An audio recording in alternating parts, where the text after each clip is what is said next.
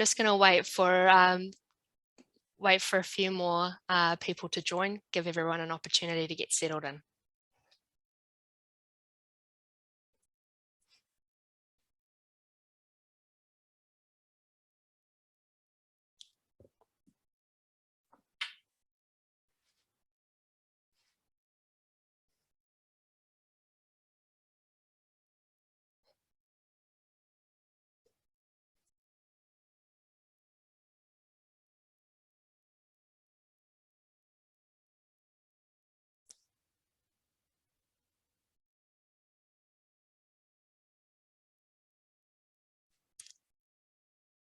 Okay, thank you to everyone joining. I'm just going to give it a wee while longer.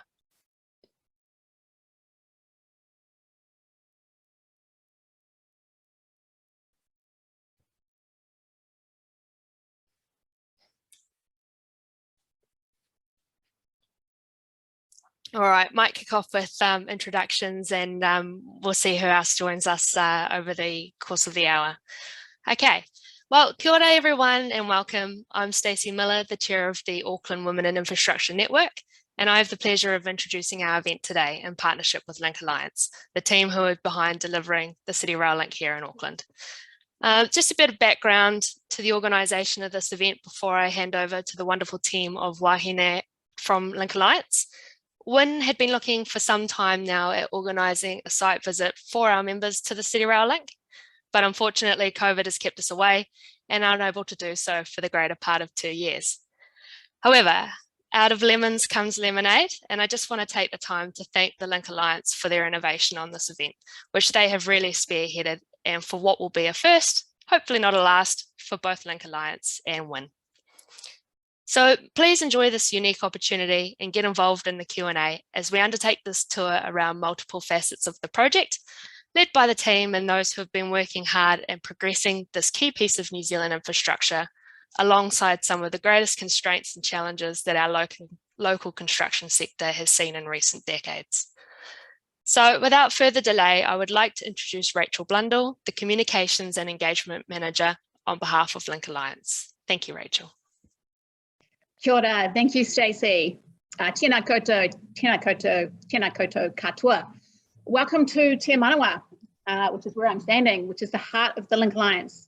Te Manawa does roughly translate to the heart and was gifted to us by our social outcomes team and our po arahi. So we open this up to the public on a regular basis if you would like to come for a closer look. As Stacey said, my name is Rachel. I run the communications and engagement team here at Link Alliance. And I'm hosting the tour today from here, but we'll start with a short karakia. Korahi te manu, takiri mai I te ata, ke ao, ka awatira, tihei, mauri ora, which translates to the bird sings, the morning has dawned, the day has broken, and behold, there is life. We're delighted to host the very first virtual tour of the City Rail Link project, held here at Mangawhau. Feel free to ask questions as we move through the virtual tour, as we'll provide some time for each speaker to answer them at the end of their slot. So the City Rail Link is the country's largest transport infrastructure project at $4.4 billion. Here at the Link Alliance, we are building 3 new stations, Aotea, Karangahape and Mount Eden. We're boring 2 tunnels with a TBM named after Dame Whina Cooper and installing all of the accompanying rail systems to make it all go. We're also delivering a smaller package of work at Britomart to connect the current train station to the new tunnels that have already been constructed underneath Commercial Bay and Lower Albert Street. Now, before I pass over to our first speaker, a brief reminder that we are on a construction site and we may have a few internet issues. So if we do, please do bear with us. A reminder that you can ask questions in the Q&A function on Zoom.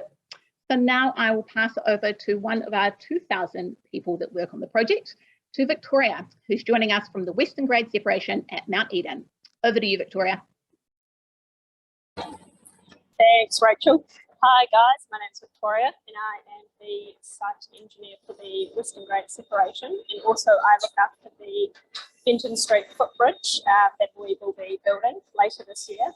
So my day-to-day job is basically making sure that what we're building on site aligns with what has been designed making sure the guys know what they're doing, interfacing with the site supervisors and the foremen, and then also coordinating all of the concrete pours and ordering materials.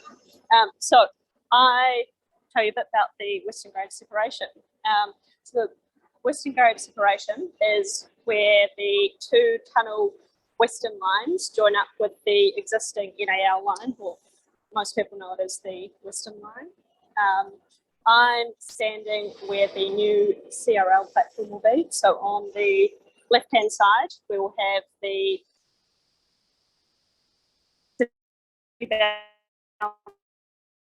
lane and sign that goes out west. And then up above me here is actually where the existing Western line is running at the moment. So that's been quite interesting work, having to dig underneath the existing line. I'll show you a bit more. So this is all of the Western grade, and in a few months we will continue digging further this way, even further underneath the existing line.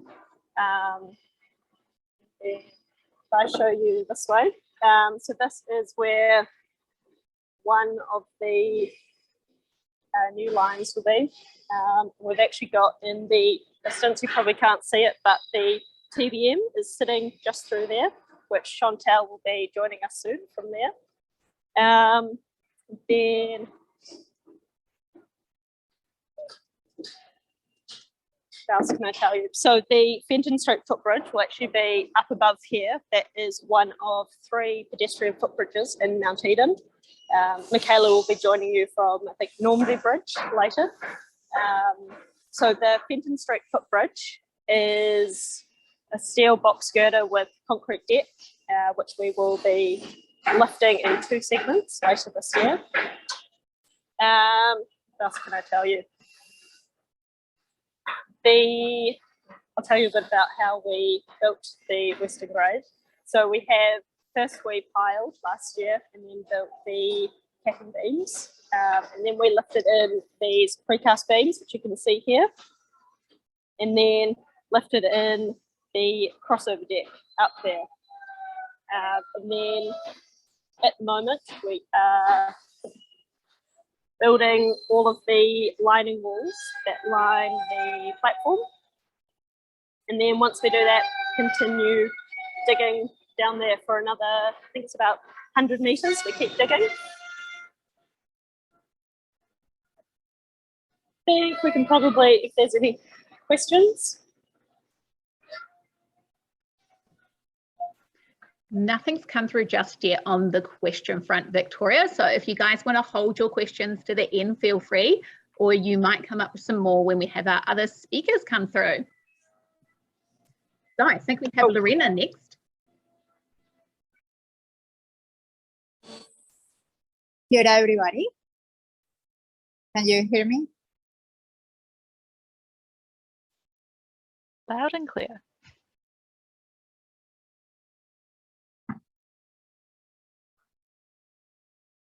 Okay, so I'm not sure if you are hearing, but my name is Lorena Vigoya. I'm the environmental advisor for Mount Eden. So I work with both teams in Mount Eden, with civils and with the tunneling team. My main role here is to allow that our teams can work and we can be obviously compliant to our designation conditions and resource consent conditions. Some of those conditions are related with noise, with vibration, with ground movement, with groundwater, with erosion and sediment control. That implies also the discharge of water into stormwater. So at the moment in the water treatment plant, I'm inside of the cabin of the main water treatment plant, but I will show you a little bit outside. I will turn my camera. So I am in the top of one of the tanks. So that one is the stormwater tank that has a capacity of 1,000 cubic meter of water. So you see over there, obviously more parts of our site. We have in this area at the moment is quite dry, so we are not treating water, And we also are doing works of maintenance, removing sediments from the big tank, as you can see over there with the crane. So this one is our buffer tank where we receive the water from the desander. So you can see that it's quite like dirty. And then that water goes through the cabin that is here. So I will just walk. And the water arrive to this section where we will test the water for sediment. So according with the amount of sediment that we have here, we will just inject in this little part that you can see over there. So the water comes over there and we will inject the chemicals, the flocculant and coagulant, to allow that the sediments go to the bottom. So in this tank is where the water will mix, and then the water will go up, and when they arrive to the top of this tank, as you can see, is cleaner, and the cleaner water will go through the channel that you see over there, and then we will go to the last tank that you can see over there. So it's quite empty. As I said, we don't have too much water. So in that last tank, we will treat the water for pH until we can achieve the pH that we need for stormwater, and then we will send the water again to discharge to stormwater or trade waste if we can achieve the quality of the water. So from this platform, you also can see some art, so that our communications team also put over there. So we are very close to stakeholders. So all the works that we do here may impact them also for noise, and not too much for vibration where I am, but the works that we do close to the portal where Chantel is may create vibration that will affect one of our main stakeholders that previously was called MediaWorks. So we need to be very careful when we do works that will create any vibration, because can affect them when they are recording the programs.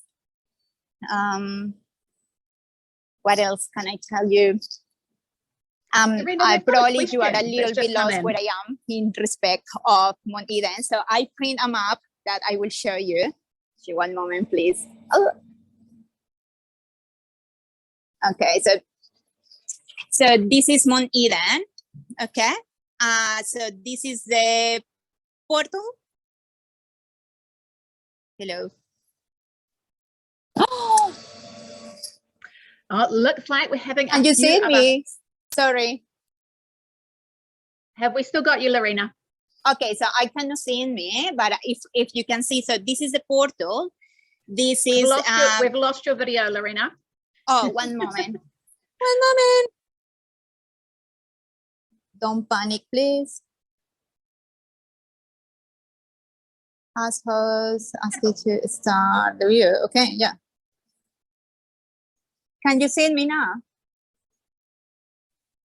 Yes. I cannot hear you too much. So it's a shame, but if you can see this one, so this is Mount Eden. So Victoria was here, okay? So now I'm here, so I'm in one of the tanks on the top, and Chantel will be here. So if you see all the water, this is our lower point. So all the water from Mount Eden and also NAL, when it's connected, is coming here. So we pump the water from this section to the desander that is here, and then the desander sent to this tank. So I have a better picture here. Okay, so arrive to the desanding unit, then to the buffer tank that I showed you that was quite dirty. From here, we go to the thickener where we put all the chemicals to allow that the sediment go to the bottom. Better water comes here and go to the recycling tank where we inject the pH, okay? And from this one, we have a line that's sent to stormwater. If the water doesn't meet the criteria, we'll go again to the buffer tank so we can start the cycle. or eventually we can discharge to tradeways if we are compliant for tradeways. Okay, so this is one small thing that we do, but imply a lot of work for us. A lot of people work with us. This plan, obviously I don't manage the plan, I just monitor the water quality, but this plan to be able to run 24 hours when we need the TBM working 24 hours. So we have 3 shifts and we have people here all the time. Fantastic. Thanks, Lorena. Now, we did have a question that came in that said, are we discharging to tradeways? And I think you've already answered that, which was we do if we are compliant. So when we discharge, we can discharge to tradeways, but it's not our target because we have like a limit in flow rate that is very small for us, and we need to treat a lot of water. So we have, I will show you something to reply to that question. So in this one, we control the water treatment plan. So this is, let me see, water treatment plan. One moment, I need to, so you can see.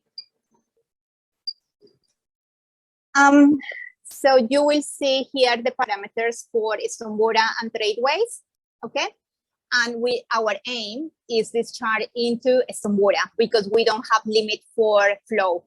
So when we want to, you can see here a little bit, sorry, is this one is showing us the last tank, the level of the tank, and how we can send the water to different sections. But our aim is just stormwater, not tradeways, just because of the conditions that we have.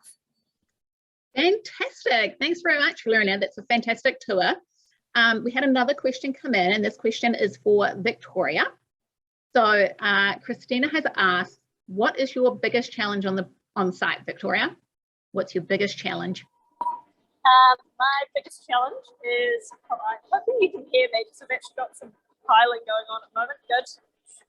Biggest challenge would be actually building really close to the live rail corridor. So we have to do a lot of work over block of lines. So when they shut down the rails, so we can go on. So every Christmas and New Year's, we have a big block of line, which lasts about 4 weeks, where we can get a lot of work done.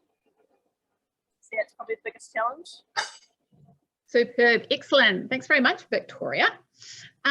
We had another question come in that I can probably answer. So that was, how are we engaging with the community that live in a lot of apartments in the area and work around the station? We have a range of different channels. Obviously, we do invite people up for info hubs and info sessions here at Te Manawa. We obviously use email distribution, works notifications. We do a monthly newsletter. We do some fun stuff as well. We do free coffee carts. We've just done a session with Mr. Whippy during summer, which was really well received. But yeah, a whole bunch of different ideas. It does vary per station as well. So obviously Mount Eden has a high residential population, and they're much closer to the rail corridor and apartments versus somewhere like Aotea that has a much more business population. So we try and tailor our methods to the community for sure. Right. I'll hold the rest of the questions to the end. I've seen there's a few more in there. Thanks for those. And we will shift over to Chantel now.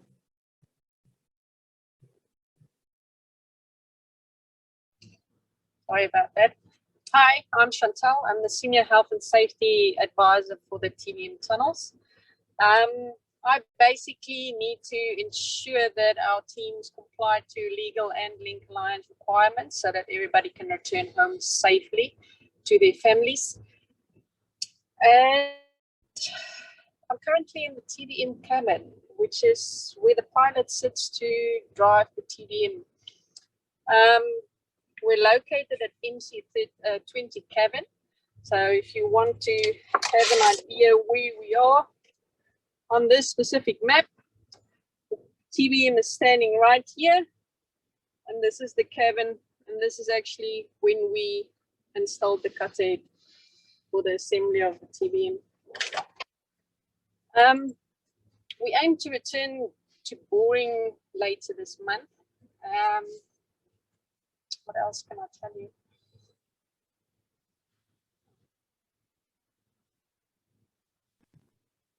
Chantal, do you want to tell us about some of the health and safety risks that you and the team consider for the construction of the TBM and the mine tunnels?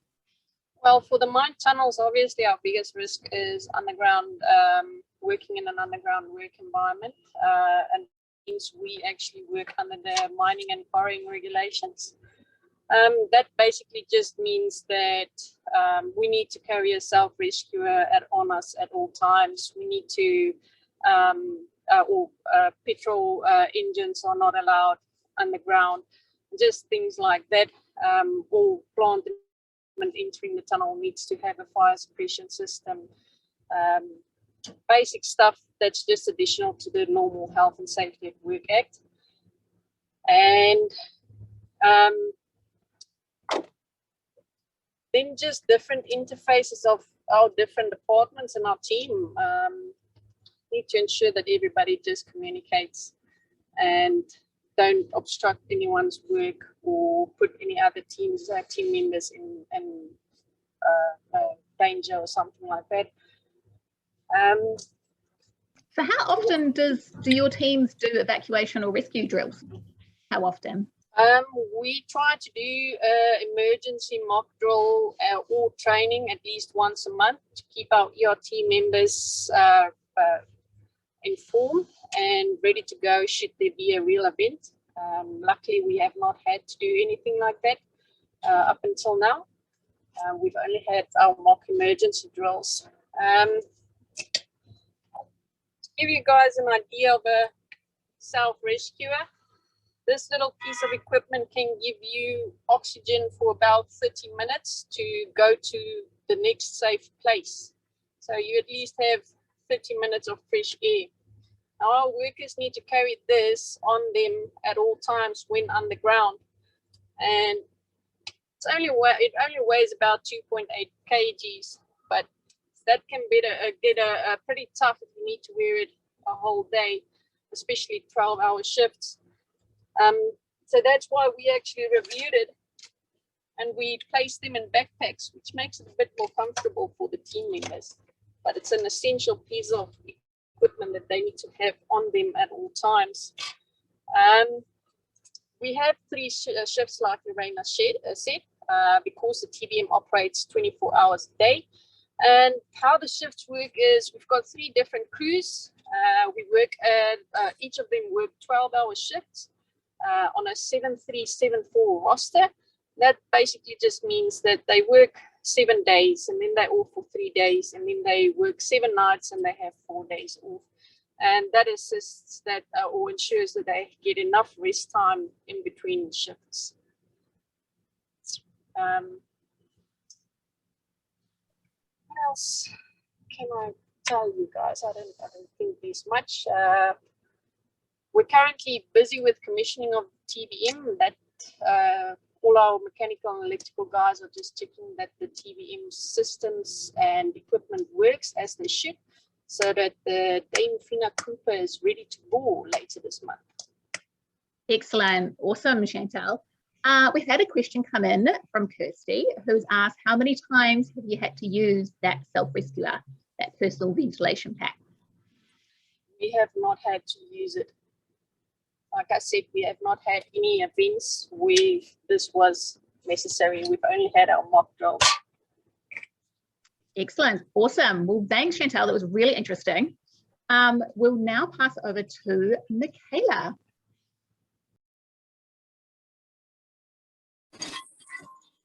Hi everyone, I'm Michaela Rutter and I am a design engineer working for the Construction Phase Services team, or the CPS team. Currently I'm standing on Normandy Road Bridge, or the new Normandy Road Bridge. So if anyone knows the area, this used to be a level crossing where people and cars used to cross the railway tracks at grade with the trains. Which is quite dangerous. And so as part of the Link Alliance project, we have included a bridge over top of the railway tracks, which allows cars and passengers to cross the bridge safely and does not put them in risk of getting hit by a train. So I work on the North Auckland line, which is NAL, and that spans from approximately Dominion Road Bridge, about 2 kilometres the other way from me, all the way down to Mount Eden Prison, which is just in front of me here. I can probably turn my camera around so you guys can see how close I am to the prison. So the big building pretty much just in front of me, that's the prison there. And the road off to the right, just over here, is the entrance to the prison. So as part of my job, I spend a lot of time out on site. So I like to get involved in the construction and inspecting work before the construction team can progress. These are usually called holder witness points. We also are involved in changes to the design that come about because of construction activities, such as unforeseen ground conditions or issues that arise during construction. Other than that, I also do a lot of work alongside some of the other construction teams throughout the project. So Victoria, who you guys saw down the other side, I deal with Victoria most days, or at least 2 or 3 times a week. And then we've got another construction team about halfway through, and then one more. So we are kept busy dealing with multiple teams all at once. Is there any questions about Normandy Bridge? I have one, Michaela. What's the biggest challenge that you've had on Normandy Bridge? Normandy Bridge. So when they first designed the bridge, the issues were to do with clearance and actually the grade that they could get up Normandy Road was a real issue in design. So with the train envelope, we've got to make sure that we're within a certain distance away from the overhead wires and the train itself to prevent any issues of impact or anything like that. And then the road is actually quite steep here, so we had issues with the grade of the road. So at the end of it, we've actually had to, so a typical hollow-core bridge section has a depth of about 650 mil. We've had to reduce ours to 500, which is quite unique for this type of bridge. Cool. And when is it going to open, importantly? So this bridge is set to be open kind of middle to late this year. So it's pretty exciting stuff for us. So we've got to open this bridge so that then we can start working on Mount Eden Bridge, which is behind me in the future. So because we can't have both closed at once. Fabulous. Thanks, Michaela. Thank you. Now, going back to Chantel, what are all those buttons in that cabin that you were in? Do you want to give us a few examples of what those buttons are?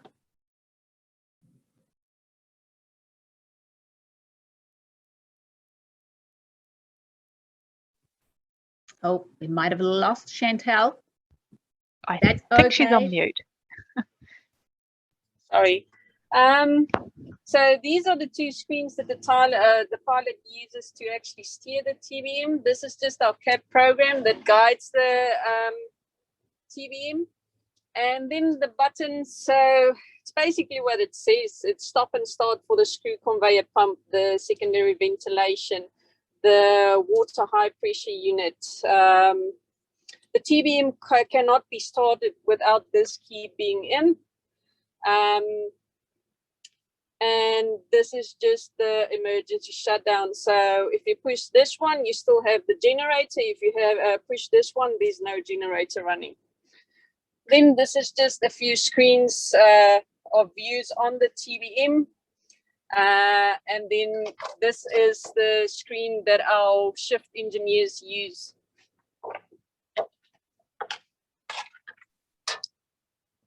That's about it for the TBM side of things. We do have a screen of the pressures. So this is just all the pressures.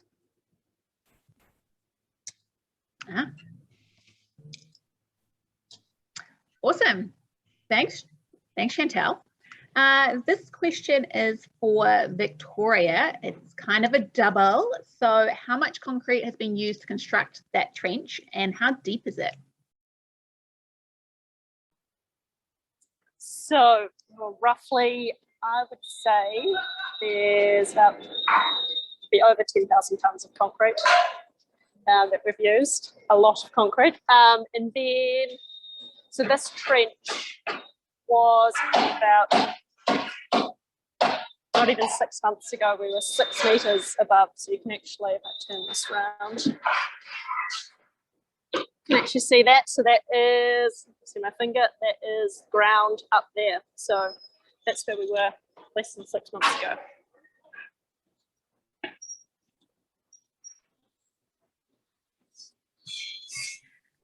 Fabulous. Thanks, Victoria. Okay, we have a few more questions I'm just going to answer because they're not specific to this site.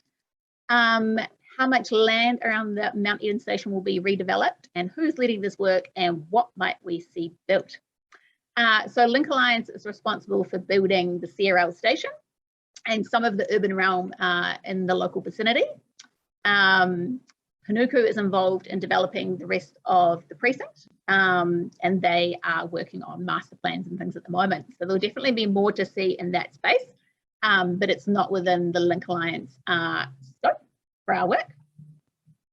We had another question that said, how big is the workforce for the project?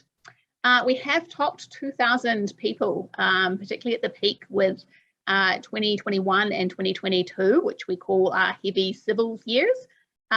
We do have an entirely separate team associated with the rail systems for the project, and that will kick in a little bit later. After all of this heavy civil construction is completed, we'll then start moving on to the urban realm, which is all of your streetscapes, tree planting, street furniture, and things like that.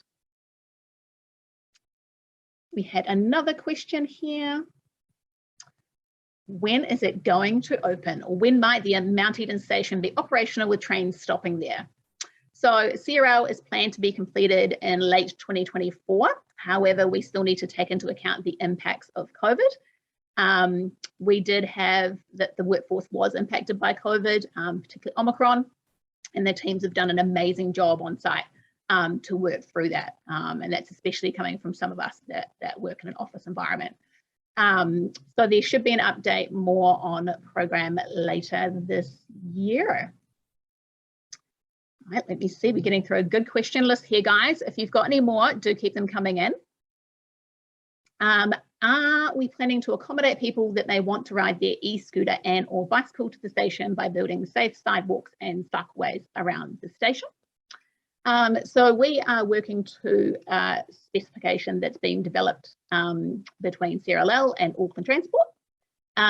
Obviously, there is a larger area to be redeveloped in terms of the Mount Eden precinct, the Mount Eden station, but certainly there will be bike parks available outside the station and spaces to park your e-scooter.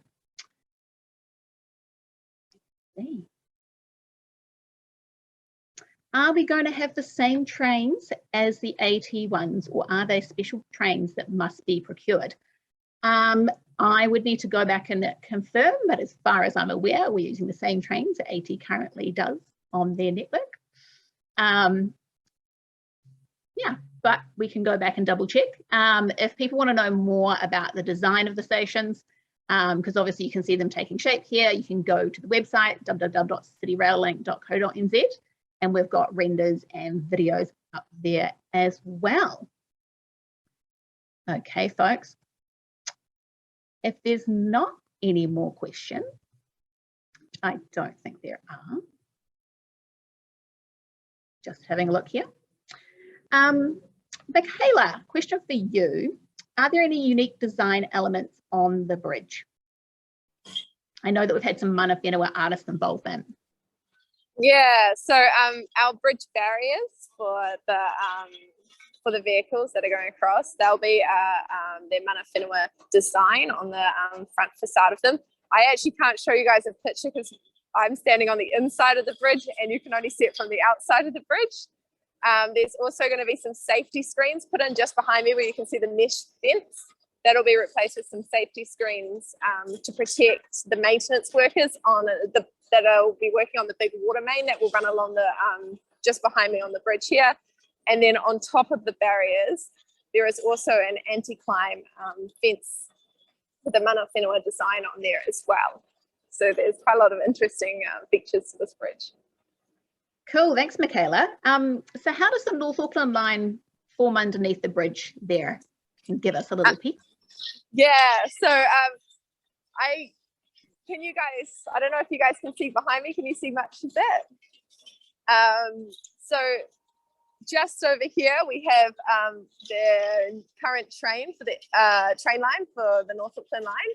And then if you can see the white excavator working just in the behind, in the far distance, that'll be the second train line that's running along here.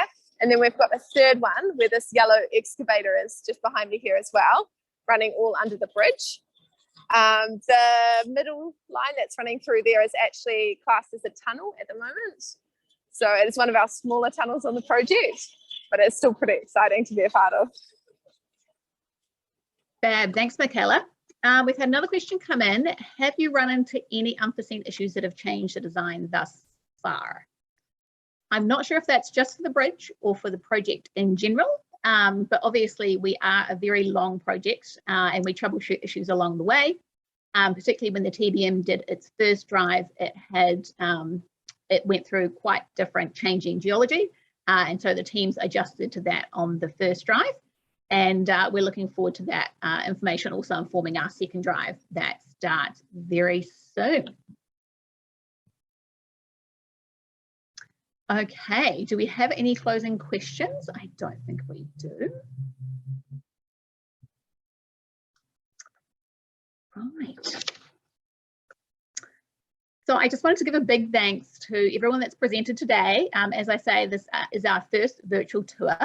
And we're keen to get thoughts and feedback, so send those through to Stacey and Wynne. We're keen to improve, and we'll be looking to probably do virtual tours for the public as well, as it's a lot more advantageous and a very safe option for people who want to sit in the comfort of their lounge room.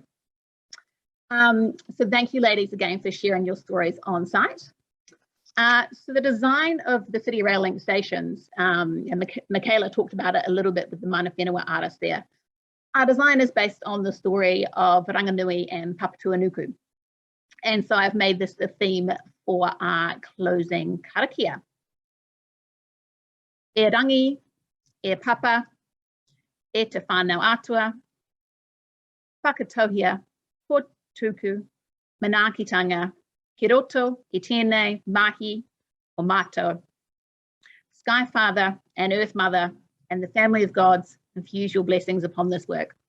So I hope everyone has a fantastic day. And once again, it was our pleasure to host you here at Mount Eden Station. Over to Stacey, I think.